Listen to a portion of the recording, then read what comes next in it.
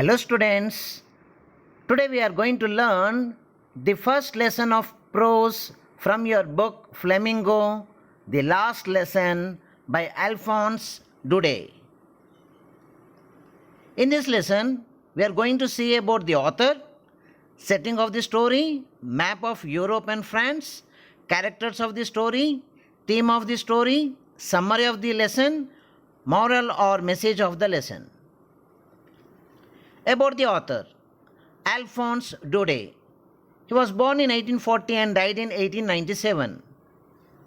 He was born in Nimes, southern France.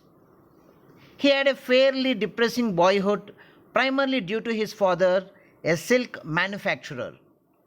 Alphonse began his professional life as a school teacher, but soon gave it up, for he found the pupils extremely unruly. He wrote his first novel at the age of just 14 years. He has written stories, poems, plays, and novels. His works are marked by realism and pathos, but fortunately, he did not allow cynicism to creep in. The setting of the story. The story is set in two French territories, Alsace and Lorraine, which were occupied by the Germans after the Franco-Prussian War. Monsieur Hamel's school, where most of the action takes place, also forms the part of the setting. In order to understand the places and the Franco-Prussian War, we should understand Prussian. Now there is no more a country called Prussian. Earlier, Prussia used to be there, which consisted of the current three countries, that is Germany, Poland, and some parts of Austria. And in the Franco-Prussian War, France, two territories, Alsace and Lorraine.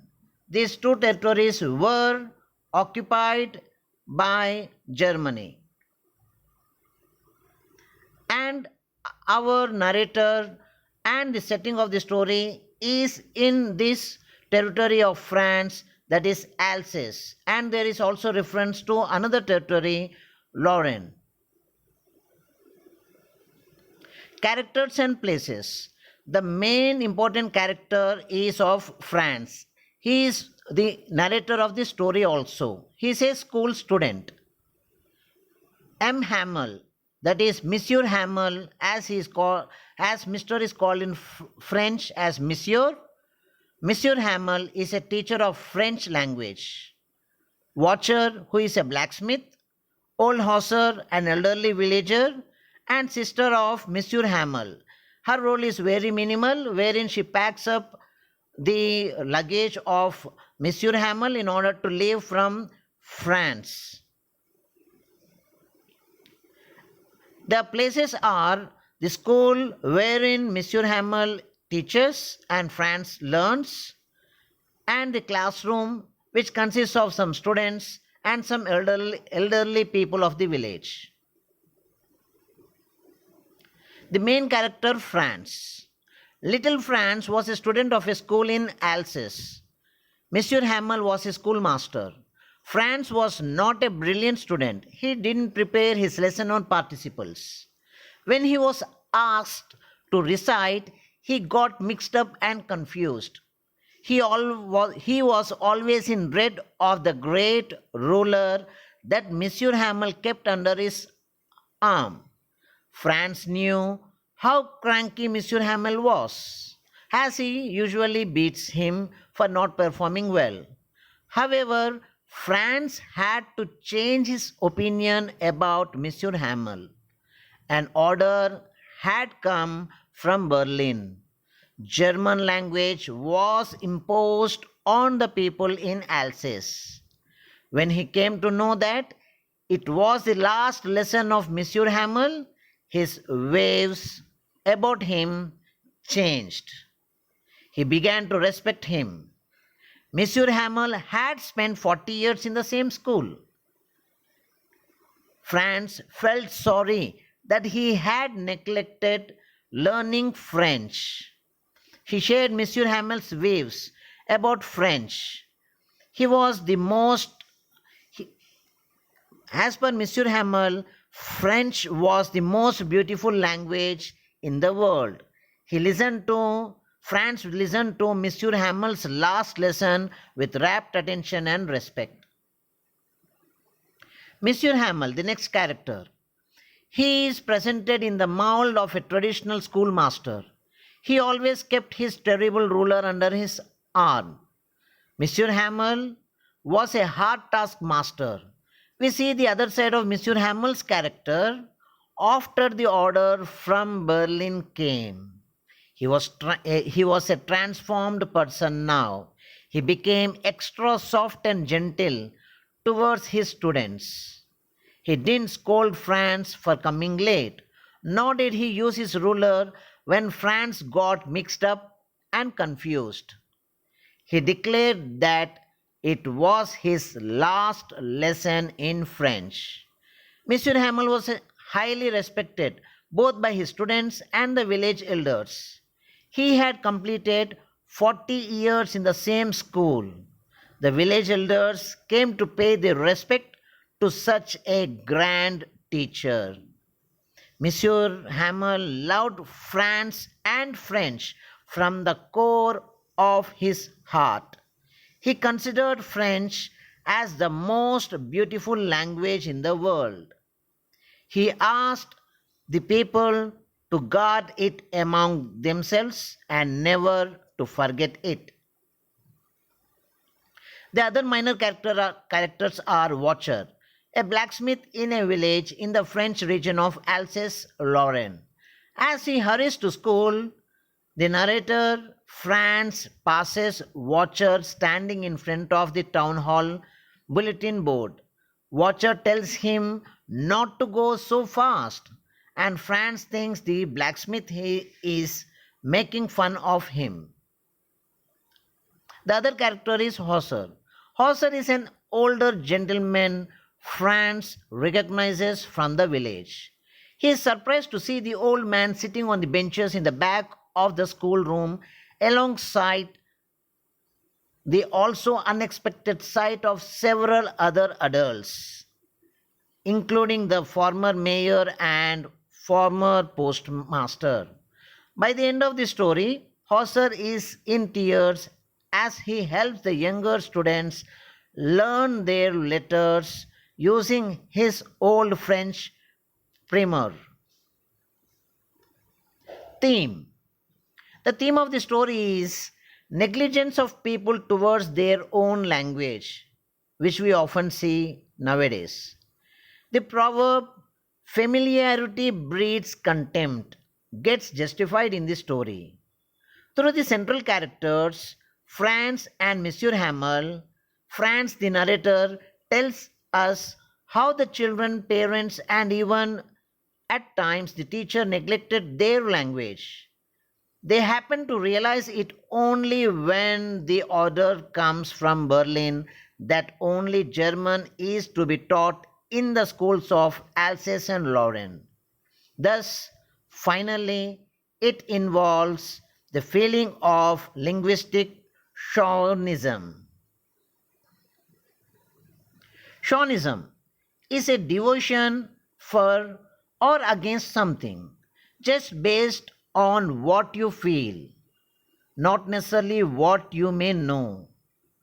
So, linguistic chauvinism is the idea that one's language is superior to that of others. In this story, Germany, which occupied Alsace and Lorraine, want to impose their language, German, on the French people, and they want them to stop teaching and learning French. This is what is linguistic chauvinism. This happens generally when the language is that of the ruling class. Summary of the story. Franz, the narrator of the story, was running late for school one day and was worried about getting a dressing down from his teacher Monsieur Hamel. He had not learned the rules of French participles like Monsieur Hamel had asked them to. As Franz hurried to school, he noticed a crowd in front of the village's bulletin board. Since he was already late for school, Franz did not stop to read the news. When he reached school, Franz couldn't hear the usual bustling sounds heard at the beginning of a school day.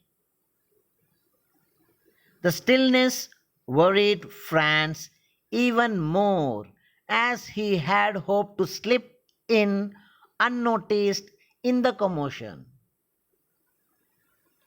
Franz entered the classroom embarrassed and afraid, but was surprised when Monsieur Hamel kindly asked him to take his seat. It was only after he sat down that Franz noticed that Monsieur Hamel was dressed in clothes that he wore only on important days like inspection or prize days. There was a strange solemnness in the air. What surprised Franz even more was the sight of villagers occupying the back benches that would otherwise be empty. As Franz wondered what was happening, Monsieur Hamel informed them in a grave tone that this would be their last French lesson.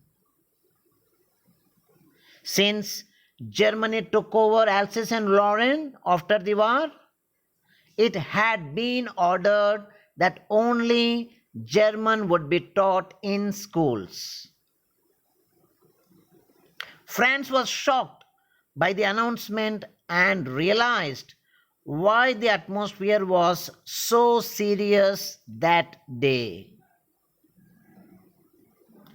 He was filled with regret and wished he had paid more attention to his studies instead of fooling around, which most of the students do. His books no longer felt like a nuisance, and he realized he would miss the cranky old Monsieur Hamel.